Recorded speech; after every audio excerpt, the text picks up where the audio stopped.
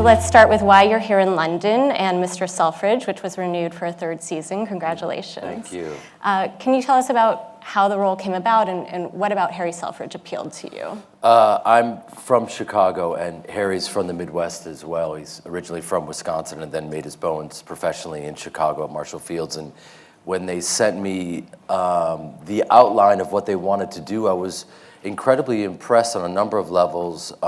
First of all, his life plays out like a Greek tragedy. He's was a brilliant entrepreneur and a flamboyant man, colorful.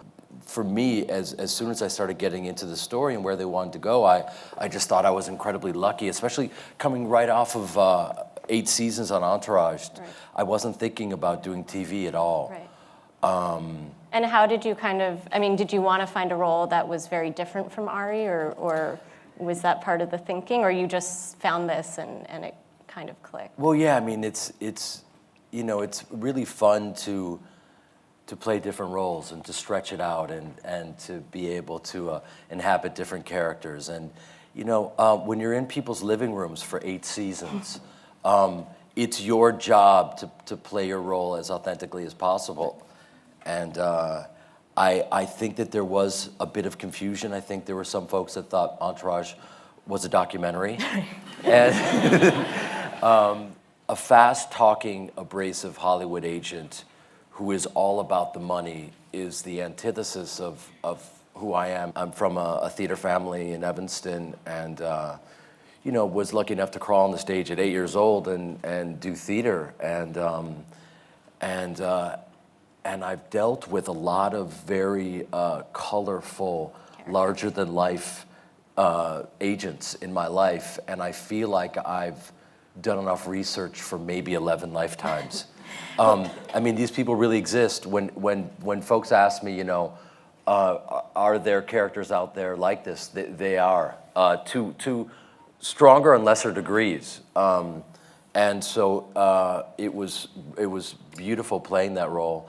But to transition into Harry Selfridge, he's someone who during working hours leads through example and through passion, and loved what he did. It's based on a biography. What sort of research did you do and to kind of get to know that era in his life?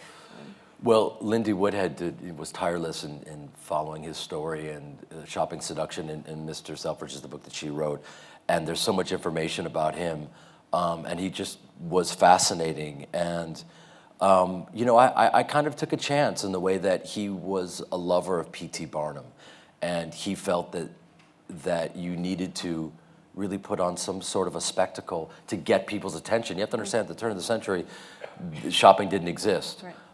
And so he had to kind of invent the department store, and being a lover of P.T. Barnum, put on a show.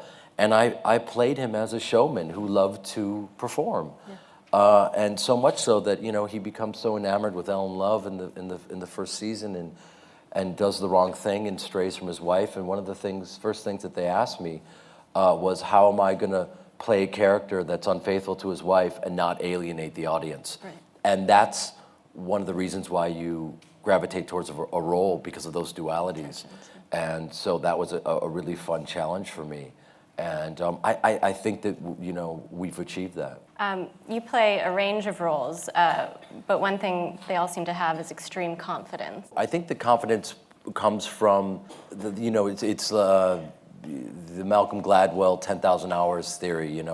I've been lucky enough I've been doing this my whole life, so maybe there's some confidence there. Mm-hmm.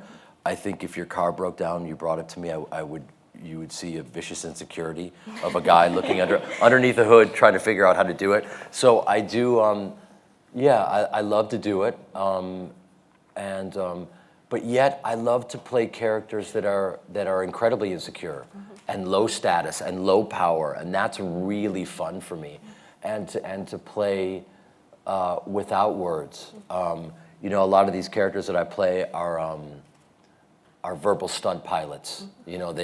They load me up with dialogue, and it's really, really fun. But at the same time, I love playing without the ball, and being able to react off of things that are happening, and So I look forward to all different types of roles. Let's talk a little bit about Ari Gold and, how do you keep a character going for 8 seasons? And was there a moment when you felt it really clicked and you kind of owned him? I'm expecting a call.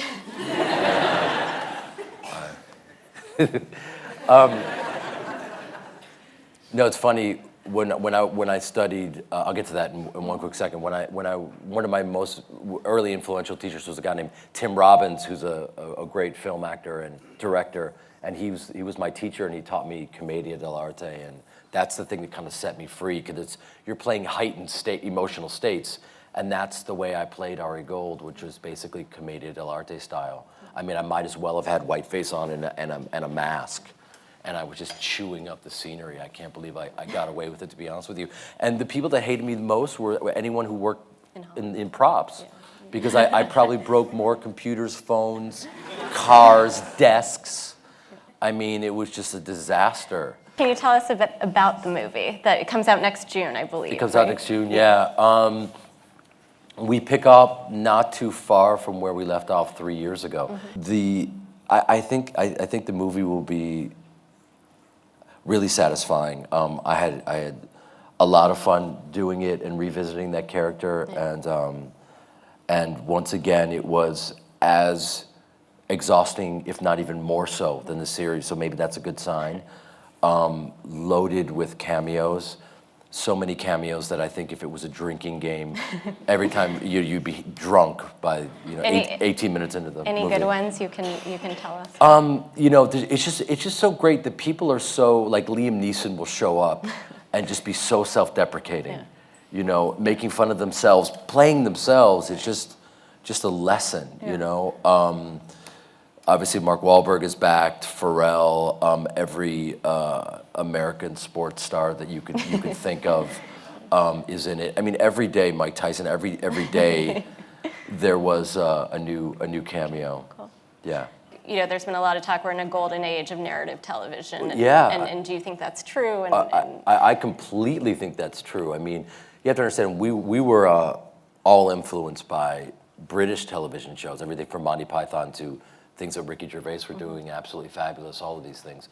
And you talk to some Brits, and they love, Breaking Bad and some of the grittier shows that came out. And I think it is, we have House of Cards, and, where would I find a character like Harry Selfridge for me to play other than television right now?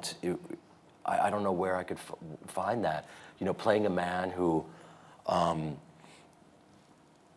goes from Chicago to London at the turn of the century, invents the department store and shopping, and I get to play the whole breadth of his entire life and the Greek tragedy of it, and to play that on television is just an absolute gift. Is it more appealing to you than making a film? I mean, are they so different that? It's completely different. Like I said, you get a chance to revisit it every year and continue to explore it. And acting is a momentum sport, so you're trying to get momentum to get out of your own way and be as present as possible. And TV allows you to do that because you have more episodes, storylines.